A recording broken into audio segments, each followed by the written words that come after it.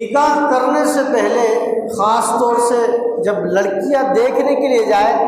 تو اس کے اندر کیا چیز ضروری ہے، وہ چیز ہمیں ہمیشہ دیکھنی چاہیے۔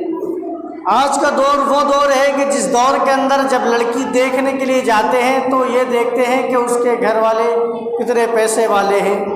کتنے دولت والے ہیں، وہ جہیز کتنا دے سکتی ہے، اور پھر یہ دیکھا جاتا ہے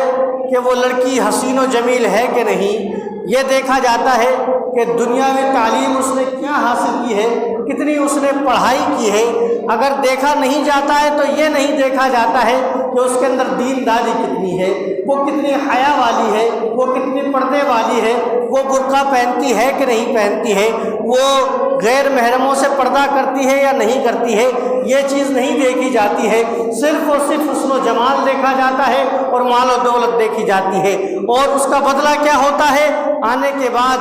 گھروں کے اندر تماشے ہونا شروع ہو جاتے ہیں۔ میرے آقا صلی اللہ تعالیٰ علیہ وسلم نے ارشاد فرمایا کہ جب تم کسی سے نکاح کرو تو اس کی خوبصورتی کے بنیاد پر نہ کرو۔ کیا؟ جب تم کسی سے نکاح کرو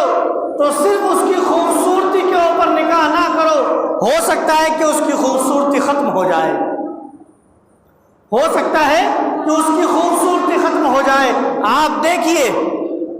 زمانے کے اندر آپ کو دکھ سکتا ہے، آپ کے پڑوس میں، آپ کے محلے میں، آپ کے رشتہ داروں کے اندر دکھ سکتا ہے کہ ہو سکتا ہے کہ کوئی حسین و جمیل لڑکی ہو مگر اسے کوئی ایسا مرض لاحق ہو جائے، وہ کسی بیماری میں مبتلا ہو جائے، تو وہی جو حسن و جمال کا پیکر بنی ہوئی تھی وہی بدصورت ہو جاتی ہے۔ اسی طریقے سے مرد کا حال ہے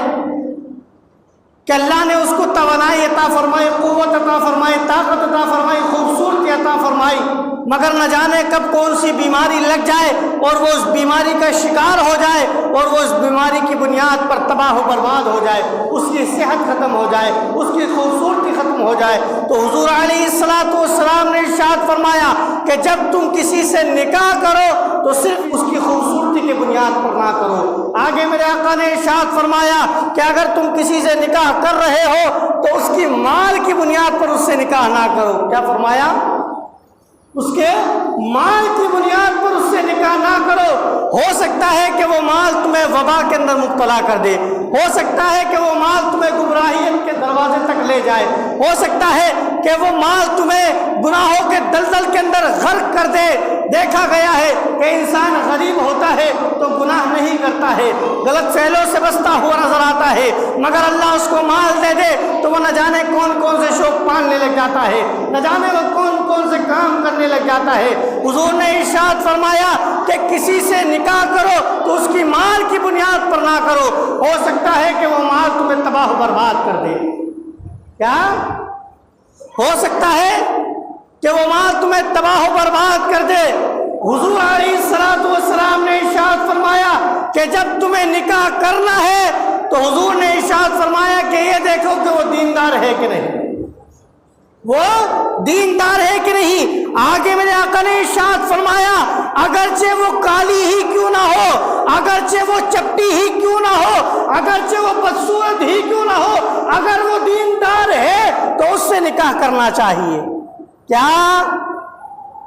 ارشاد فرمایا کہ جس چیز سے آج لوگ دور بھاگتے ہوئے نظر آتے ہیں، آج کا نوجوان یہ دیکھتا ہے کہ اس کے اندر خوبصورتی کتنی پائی جا رہی ہے، وہ یہ دیکھتا ہے کہ اس کا ناک نقشہ کیسا ہے، کہ اس کی ناک بیٹھی ہوئی ہے، کہ اس کی ناک چپٹی ہے، یا اس کی ناک کھڑی ہے، یا جناب والا اس کی صورت کیسی ہے۔ لیکن حضور نے ارشاد فرمایا کہ تم اگر اچھی بیوی چاہتے ہو تو اس کے حسن و جمال کو نہ دیکھو بلکہ یہ دیکھو کہ وہ دیندار ہے کہ نہیں،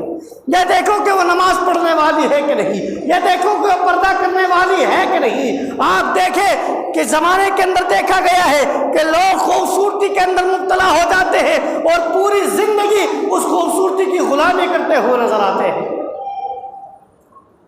اس خوبصورتی کی غلامی کرتے ہوئے نظر آتے ہیں، کیونکہ خدا جب حسن دیتا ہے تو نزاکت آئی جاتی ہے۔ کیا؟ خدا جب حسن دیتا ہے تو نزاکت آئی جاتی ہے، گھمنڈ، تکبر، ایٹیٹیوڈ آ ہی جاتا ہے۔ تو اس لیے مسلمانوں اور نوجوانوں، شادی کرنی ہے تو دیندار لڑکی سے کرنی ہے۔